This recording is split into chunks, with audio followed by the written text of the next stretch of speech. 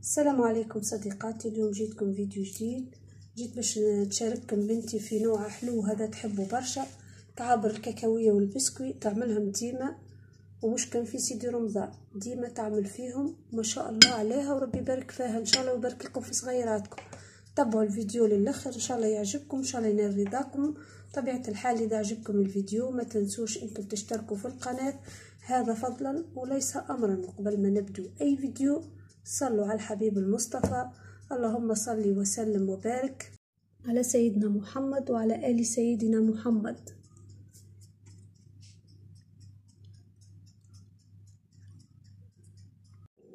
البسكوي هذا يحبوه الصغار برشا برشا. عندي لهنا كمية كاكاوية مرحية مهروشة، يعني مش مرحية رطبة. عندي بسكوي ستار هذايا التونسي هو باش نرحيه ونرجع لكم. هذايا بسكوي ستار وهذه الكاكاوية، نمشي نرحي هذوما ونرجع لكم.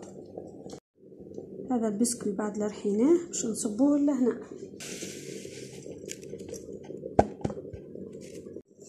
خلطوا المكونات الكل مع بعضهم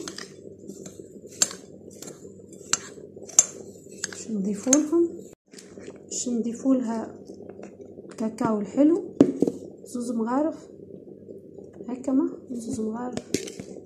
عملوا الكاكاو الحلو مش المرة. خلط باش نضيف عليهم زوز مغارف هاو مع زهر.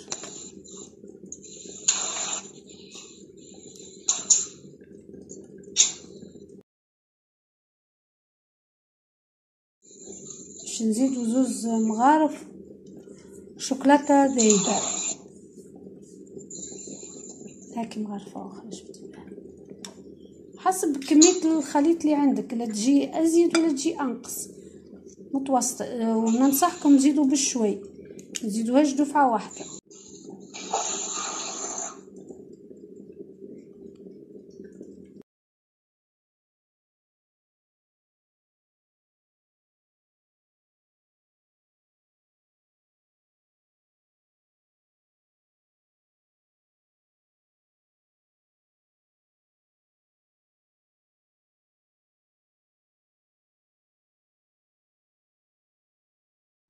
لهنا ذوبنا الشوكولاتة هاهي، سامحوني، هاهي عملناها على حمام مائي وجبنا نواه دو كوكو هاهو باش نصبو الشوكولاتة هذيك ونخلطو.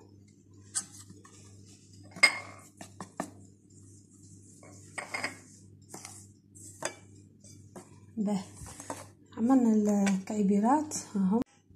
دهنا الصحن باش نعملوه في الفريجيدير، دهناه بالزيت باش الشوكولاته كيف نخرجوا الكعابر هذوما نخرجوهم ما يشدوناش في الصحن. هاي الفرشيط كل كعبه تتخدم وحدها وتتهز هكاك بالسيسه. استقطرها بالفرشيطه تستقطر هكاك.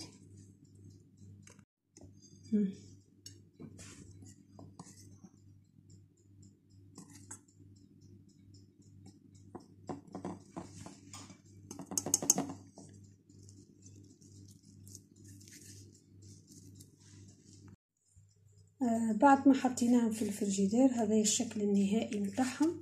باش نحطوهم في الكاسات. جبنا كاسات على قد الحجم متاعهم هما 16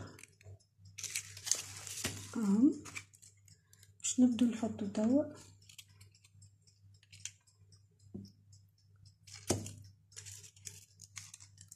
شفتوا الشكل كيفاش؟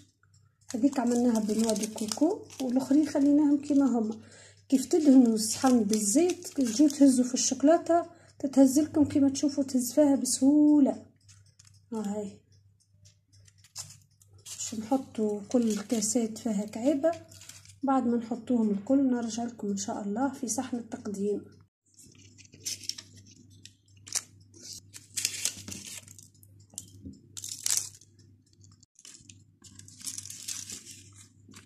تحبي تتعلمي الحلو الملح شكون عملوه؟ هي عارفه، هو اختراعاتك انت لما حاله. ما نحكي لك يعني تحبي تتعلمي المالح تحبي الحلو اما تحبيش طيبي ماكله؟ نحب ناكله برك هكا غير ما في بالك يلزم تتعلموا في رمضان او يعني اكثر فرصه تتعلم فيها اي طفله في الدار تتعلم الحلو ولا المالح لازم نتعلم في فترة سيدي رمضان، خاطر فيه التنويع برشا وفيه التصنيف برشا وفيه الشهاوي زاد. قربي الصورة، قبضيك شوي يديك وش تبين. هاي هذا هو الشكل النهائي. شوفوا المنظر محلاه، حاجة بسيطة وسهلة خدمتها بنتي ما شاء الله في حكاية نص ساعة. قعدوا في الفريجيدير حكاية درجين 4 ساعة شدوا رواحهم، بحكم الدنيا باردة مازال تخدم فيه بردو. باهي كملوا توا نرجع لكم. هذا هو الشكل النهائي متاعنا كيفاش جاء. باش نحلو معاكم مكعيبة، نقرب لكم الصورة. باش تشوفوا الشكل كيفاش. هاو شوفوا ما شاء الله خدمة متقونة 100%. ان شاء الله وصفتنا لليوم تكون عجبتكم، وان شاء الله تنال رضاكم، ان شاء الله تجربوها وشاركوا صغيراتكم في الكوزينة، كان في المالح ولا في الحلو، خلوهم يتعلموا حتى ما تكونش عنده الرغبة تتعود عنده الرغبة. باهي ان شاء الله مع ربي معاكم، وان شاء الله وصفتنا لليوم تكون عجبتكم، وان شاء الله نتقابلوا في وصفة جديدة.